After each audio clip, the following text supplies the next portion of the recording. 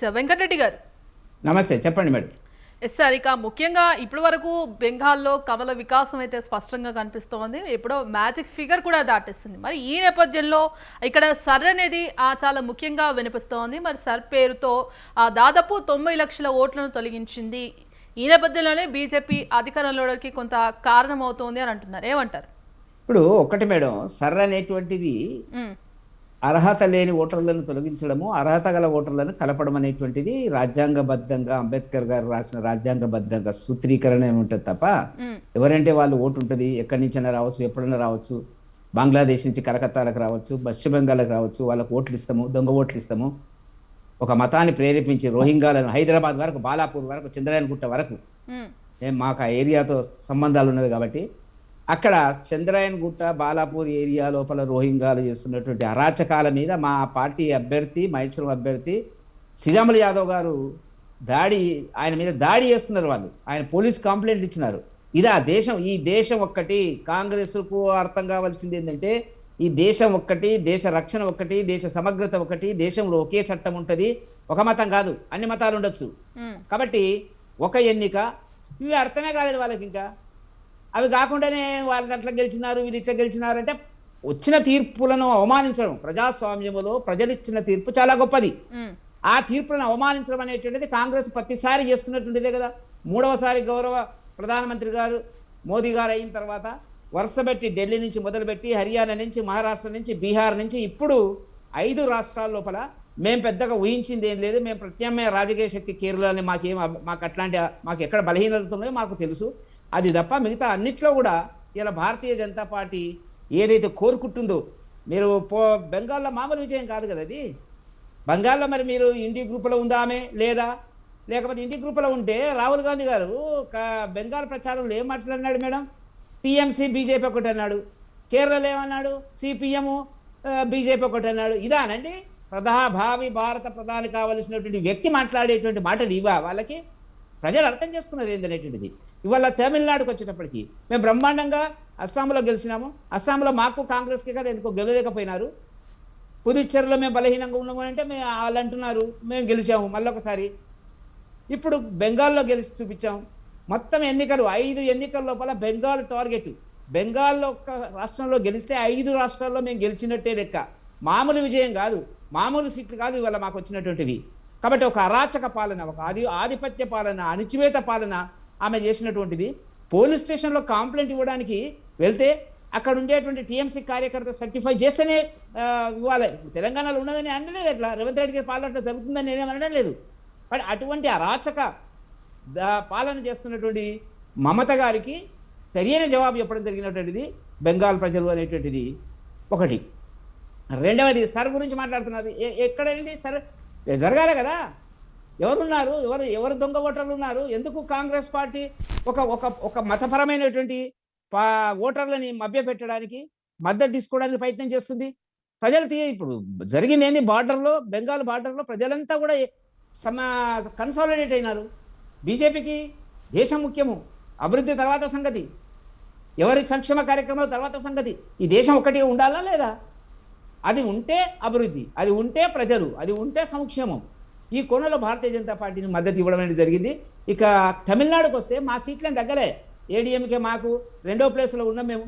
సరే, తమిళకు సంబంధించినటువంటి భావజాలము, భాష, వాళ్ళకు ఉండేటువంటి సెంటిమెంట్స్ ఉంటాయి కాబట్టి డిఎంకే ఏడీఎంకేను వాళ్ళు కాకుండా వీళ్ళు కాకుండా 40 ఏళ్ళుగా వాళ్ళు గెలిపించిన మాట వాస్తవము. ఇప్పుడు అదే సెంటిమెంట్తో వచ్చినటువంటి విజయ్ని గెలిపించినారు. విజయ్ పట్ల మాకు వ్యతిరేకత లేదు. మేము అంటున్నది ఏంటంటే దేశంలో విభజన రాజకీయాలను, విద్వేష రాజకీయాలను రెచ్చగొడుతున్నటువంటి స్టాలిన్ లాంటి వ్యక్తులు, మమత లాంటి వ్యక్తులు ఓడిపోవాలనుకున్నాం. 3 చీఫ్ మినిస్టర్లు ఓడిపోయినారు ఇవాళ మనకు కనపడుతున్నటువంటిది. మామూలు విషయం కాదు. భారత ప్రజలకు ఓటు, ఎవరికైనా ఒకటే ఓటు ఉంటుంది. అంబానీకి ఒకటే ఓటు ఉంటుంది, నాకు ఒక ఓటు ఉంటుంది, మీకు ఒకటే ఓటు ఉంటుంది మేడం. ఆ ఓటును ఉపయోగించినారు ఇవాళ. ఇదంత సులభం కాదు. వీటిలో దీని యొక్క ప్రభావం మోదీ గారి పట్ల, భారతీయ జనతా పార్టీ పట్ల, దేశంలో సమన్వయం అవుతున్నటువంటి సమీకృతమైనటువంటిది, ప్రజానికం అనేటువంటి దాన్ని మనం గుర్తుంచుకోవాలా. వాళ్ళ తీర్పులను మనం గౌరవించాలా, ముందుకు తీసుకెళ్ళిపోయేటువంటి ప్రయత్నంలో మనం ఉన్నామనేటువంటిది ఒకటి. ఆ తర్వాత మా తెలంగాణని టార్గెట్. దక్షిణ భారతదేశంలో ఎక్కడుంది బీజేపీ? కేరళను పక్కకు పెట్టండి. కేరళలో మా ఓట్లు పెరుగుతాయి, మా సీట్లు పెరుగుతాయి. కేరళలో ఇవాళ అవునన్నా కాదన్నా 15% ఓట్లు వస్తాయి మాకు. వచ్చే ఎన్నికల లోపల దాని గురించి టార్గెట్గా మేము వెళ్తాం. కాబట్టి స్ట్రాంగ్ సపోర్టరు స్టాలిన్, కాంగ్రెస్కు స్ట్రాంగ్ సపోర్టరు 3వ స్థానం చూపించినారు. ఎవరు ఊహించినారండి ఇది? ఆయన్నే గెలుస్తాడు, అట్లా గెలుస్తాడు, ఇట్లా గెలుస్తాడు అంటే మామూలు అపజయం కాదు వాళ్ళకి. కాబట్టి వల్ల మూల స్తంభాలు 3 ప్రాంతీయ పార్టీలకు సంబంధించినటువంటి ఆమ్ ఆద్మీ పార్టీ ఢిల్లీలో, కలకత్తాలో మమతా బెనర్జీ, తమిళనాడుకు వచ్చేటప్పటికి స్టాలిన్ను మట్టి కనిపించినారు ప్రజలు, గుర్తుపెట్టుకోండి. ఇక ఈ ముగ్గురు కూడా కాంగ్రెస్ పార్టీకి అనుబంధంగా గట్టిగా, ముఖ్యంగా మమతా బెనర్జీ, ఇక్కడ స్టాలిన్కి వచ్చేటప్పటికి 40-41 సీట్లు పార్లమెంట్లో గెలిచినటువంటి వ్యక్తి వల్ల ఏ రకమైన సీట్లు వచ్చినాయి, ఓట్లు వచ్చినాయి అనేటువంటిది మనం గమనించాలి. సనాతన ధర్మం గురించి అవహేళన చేసినారు. స్టాలిన్ కుమారుడు మీకు తెలుసు, ప్రజలు భరించరండి. సనాతన ధర్మం నా వ్యక్తిగత నమ్మకం, విశ్వాసం, దాన్ని కాదని అనడానికి ఎవరండి? ప్రజలు తీర్పు ఎటువంటి తీర్పు ఇచ్చినారు? ఆ స్థాయిలో తీర్పు ఓటమి ఉంటుందండి నేను కూడా ఊహించలే. కాబట్టి ప్రజలు ఏ అనుభవం, రాజకీయ అనుభవం లేనటువంటి విజయ్ని ముందుకు తీసుకొచ్చినటువంటి పరిస్థితి కనపడుతున్నటువంటిది. ఎంత వ్యతిరేకత ఉంటే అది జరుగుతుంది అనేటువంటిది మీరు గమనించాలి. కాబట్టి ఇవాళ భారతీయ జనతా పార్టీ మొత్తం ఎన్నికల లోపల మేము ముందుకు వచ్చినాం అనేటువంటిది మాకు కనపడుతున్నటువంటి అంశం. కేరళకు వచ్చినప్పటికీ మాకు డెఫినెట్గా చూద్దాం, లాస్ట్కి వచ్చినప్పటికీ సాయంత్రం లోపల మాకు పర్సెంటేజ్ ఆఫ్ ఓట్లు ఎన్ని వస్తాయి అనేటువంటిది, ఎన్ని సీట్లు వస్తాయి అనేటువంటి దానికి మేము అక్కడ సిపిఎం, ఇండి కూటమి, ఏది ఇండి కూటమో చెప్పండి. ఇప్పుడు మమతా బెనర్జీ వాళ్ళ కూటమిలో ఉందా లేదా? కలిసి పోటీ చేస్తారు, వ్యతిరేకంగా పోటీ చేస్తారు.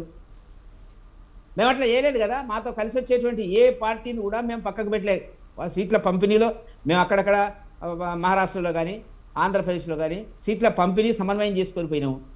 సిపిఎం కాంగ్రెస్ ఏమో వ్యతిరేకంగా పోటీ చేస్తారంటే ఢిల్లీలో వచ్చాము, పక్కన కూర్చుంటారట. ఎవరి గురించి మాట్లాడతారు? ప్రజలు పిచ్చోళ్ళ? ఇక్కడైనా ఇక్కడ తిట్టుకొని ఢిల్లీలో పక్కన కూర్చుంటారు బీజేపీ కోసం. బీజేపీ ముందుకు రావద్దు అనేటువంటి దాని కింద ప్రజలకు అర్థం కాదండి అది. కాబట్టి వల్ల రాహుల్ గాంధీ నాయకత్వం కానివ్వండి, కాంగ్రెస్ నాయకత్వం పట్ల ప్రజలకు తీవ్రమైన వ్యతిరేకత ఉందనేది మరొకసారి నిరూపించబడింది. ఏ ఎన్నికొచ్చినా అది బీజేపీ పరమవుతుంది, లేకపోతే దానికి చాలా మామూలు విషయం కాదు అది. మమతా బెనర్జీ, స్టాలిన్ ఓడిపోవడం మామూలు విషయం కాదు. మొత్తం ఇక అఖిలేష్ యాదవ్ ఒక పద్ధతి, కొంత సాఫ్ట్, ఎంత మాట్లాడాలో, ఎంత విమర్శించాలో అంత విమర్శిస్తారు. కానీ వీళ్ళిద్దరు విమర్శించినటువంటిది విభజన రాజకీయాలు, విద్వేష రాజకీయాలండి. ఈ దేశం మాది సపరేటు అనేటువంటి పద్ధతి లోపల స్టాలిన్ మాట్లాడడం జరుగుతుంది. కాబట్టి దానికి ప్రజలు అతనితో ఏకీభవించలేదు. అది ముఖ్యమైనటువంటిది. ఆర్థిక విధానాలు, సంక్షేమ కార్యక్రమాలు, అభివృద్ధి పక్కకు పెట్టండి. ఆ మాటకు వస్తే వాళ్ళు చేసినటువంటి సంక్షేమ కార్యక్రమాలు చాలా ఎక్కువనే ఉండొచ్చు కాక, తమిళనాడులో కానీ వెస్ట్ బెంగాల్లో కానీ ప్రజలు ఆలోచిస్తున్నది ఈ దేశం భద్రంగా ఎవరి చేతుల్లో ఉంటుంది, ఈ దేశ సమగ్రత రక్షణ ఎవరి చేతుల్లో ఉండగలుగుతుంది. భారతీయ జనతా పార్టీ అనేటువంటి అభిప్రాయానికి వచ్చిన తర్వాత ముందు ఈ దేశాన్ని రక్షించుకుందాం అనేటువంటి దాన్ని మనం గమనించకుండా ఈ తీర్పులను రకరకాలుగా మనం వ్యక్తీకరిస్తే సంబంధం లేదు అనేటువంటిది మేము భావిస్తున్నటువంటి ఒక సందర్భం.